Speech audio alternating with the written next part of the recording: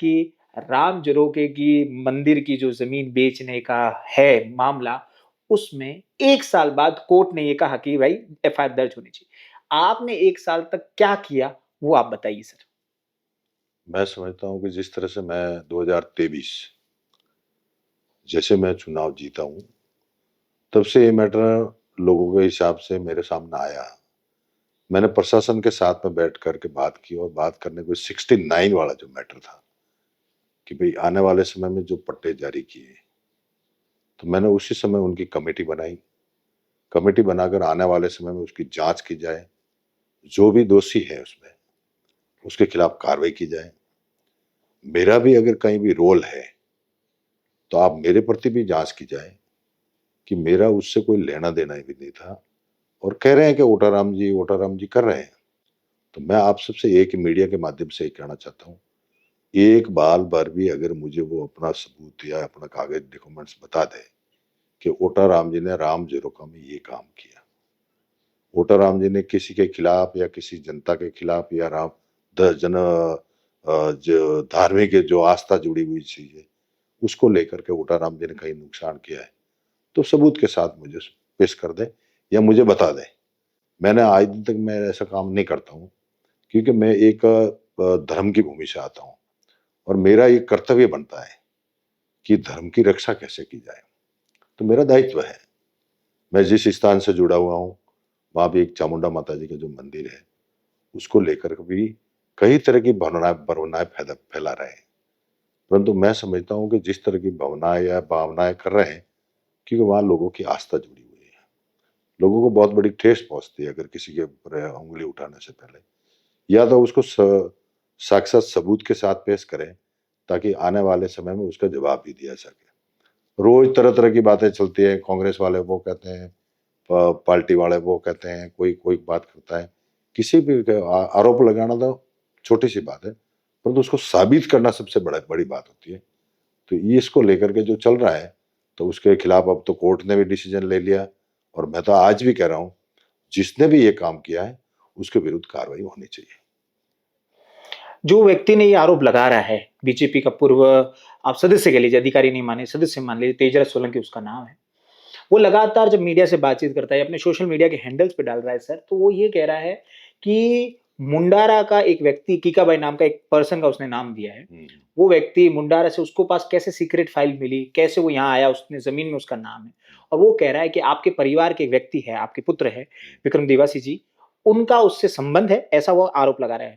और साथ में वो ये भी बात कह रहा है कि ओटाराम जी के तरफ से विक्रम देवासी ये सभी कुछ कर रहा है और ओटाराम जी अपने रसूख यानी अपने क्षमता का इस्तेमाल करके उन्हें बचाने का प्रयास कर रहे हैं। तो सर आप इस आरोप को किस तरीके से लेते हैं? मैं समझता हूँ आरोप लगाना अलग चीज़ होती है, पर आरोप को सिद्ध करना एक अलग चीज़ होती है। अगर कीकाबाई का नाम आ रहा है या किसी राजपुरोहित का नाम आ रहा है, ऐसे तो कांग्रेस वाले वो पट्टा लेके बैठे थे और फहरा रहे थे कि ये वो मंत्री जी के बेटे का है। तो साबित करके बताए ना ओटाराम जी के बेटे का कहीं है तो। अगर अहमदाबाद का राजपुरोहित, उसके नाम का पट्टा और वो बार-बार बता रहे हैं कि ये ओटाराम जी के मंत्री के पुत्र का है, तो एक बार साबित करके बताएँ कि ओटाराम जी का है। दूसरी बात, अगर ओटाराम जी ने कहीं भी मेरे बेटे ने या किसी का लेन-देन या कुछ भी किया है, तो उसका भी सबूत पेश करें कि भाई ओटाराम जी ने इससे ये किया काम किया है, उससे इतने पैसे लिए हैं या ये ज़मीन का पट्टा दिया है या इनके नाम की ज़मीन थी। तो मैं तो समझता हूँ अभी तक तो मेरे सिरोही जिले में 1 इंच भी ज़मीन नहीं है। आज भी नहीं है और मैं तो कम से कम 17 साल से सिरोही में हूँ। अगर मैं चाहता तो उस समय नगर पालिका में भी मेरे पट्टे होते, रहने के लिए जगह भी मेरी यहाँ होती।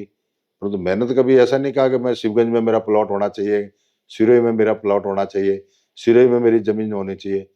मेरे पास में ऑलरेडी भगवान की कृपा से वहाँ ज़मीन खूब है और कुएँ भी है एग्रीकल्चर के लिए, रहने के लिए प्लॉट भी है। मुझे सिरोही की जनता ने जितना बड़ा स्नेह और प्रेम दिया है, तो वो भी मेरे लिए बहुत है। मैं यहाँ लेके करूँगा क्या ज़मीन या कोई बेच दूँगा, पैसे आ जाएँगे, उससे मुझे कोई फ़ायदा होने वाला नहीं है। नेताजी आपने अभी जैसे बताया कि आपकी वहाँ ज़मीन भी है, कुएँ भी है। तो लोग पूछेंगे दर्शकों इसलिए मैं क्लेरिफ़ाई करवाना चाहूँगा आपसे, क्या ये ज़मीन, कुएँ की जो आपने ज़िक्र किया, एमएलए बनने के बाद आए हैं या उससे पहले के हैं सर? मेरे 92 से हैं ज़मीनें हुँ, हुँ। और एक मेरे पूर्वजों की ज़मीन भी है, हुँ, हुँ। और मेरी खुद की ज़मीन भी है, तो एग्रीकल्चर कुएँ है मेरा। हुँ। और एमएलए बनने से पहले है नहीं, एमएलए तो मतलब बाद में बना हुआ अभी। ना, वही मैं हम वही कह रहे हैं सर, एमएलए 92। नहीं था मैं। अच्छा, चलिए सर अगला प्रश्न की तरफ चलिए। अगला प्रश्न ये है सर कि आपने अभी बात की कि जैसे कि उन्होंने आप आपके बेटे पर लगाया। एक आरोप वो लगातार लगा रहे हैं कि आपके बेटे अध्यक्ष है श्री क्रिकेट संघ के सर, ठीक है? विक्रम दिवासी जिनका नाम है। पहला प्रश्न इसमें है कि वो अध्यक्ष कैसे बने? आपने अपने पावर का इस्तेमाल करते हुए उनको अध्यक्ष बनाया है सर, और क्रिकेट की हालत यहाँ सिरे बुरे हैं। तो इस पर आप क्या कहेंगे सर?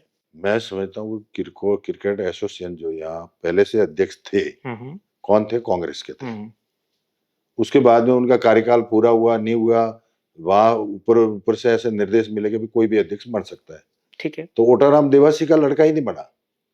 पूरे राजस्थान में जितने मेरे पास अब मंत्री हैं, उनके लड़के भी बने और आरसी के मेंबर भी बने, और सिरोही में भी माथुर करके उसका सेक्रेटरी बना, अध्यक्ष मेरा लड़का विक्रम बना। तो मैं ये नहीं समझता कि मैं उसको कोई आय कि वो स्रोत होगा या क्रिकेट से उसको कोई आय होगी, ऐसा कुछ नहीं है। वो बना है और उसका कार्यकाल पूरा होगा तो वो तो जाएगा, दूसरे बनेगा, इसमें क्या हो गया? लेकिन सर एक शब्द, एक लाइन का मैं प्रयोग करना चाहूँगा यहाँ, जो तेजराज सोलंकी ने इंटरव्यू में दरमियान में कहा कि उस लाइन से हम सम नहीं रखते, हम उस बिल्कुल समर्थन नहीं करते उस लाइन का। उन्होंने लाइन वर्ड टू वर्ड मैं कोट कर रहा हूँ। मैं समझता हूँ उनका कहना है कि राजनीति के हिसाब से इनको बनाया है। नहीं सर, उन्होंने ये लाइन के साथ एक और जोड़ी, वो लाइन विषय उन्होंने कहा कि विक्रम दिवासी को सिरोही में कोई झाड़ू मारने की भी नौकरी नहीं दे, और उसे ना क्रिकेट संघ का अध्यक्ष राजनीति की तरफ से आपने बनाया अपनी ताकत से सर। इन शब्दों का उन्होंने प्रयोग किया है। मैं समझता हूँ उनको झाड़ू नहीं लगाने के लिए कोई नहीं रखेगा ना, तो उनका घर है, उनके एग्रीकल्चर है, जमीन है, सब कुछ है उनके पास। ऐसा वो ऐसा रास्ते वाला भटकने वाला आदमी नहीं है कि जिसको कोई नहीं रख सकता। वो राजनीतिक क्षेत्र में कई तरह के आरोप लगाते रहते हैं। वो तो भगवान की कृपा से उसके पास सब कुछ भी है।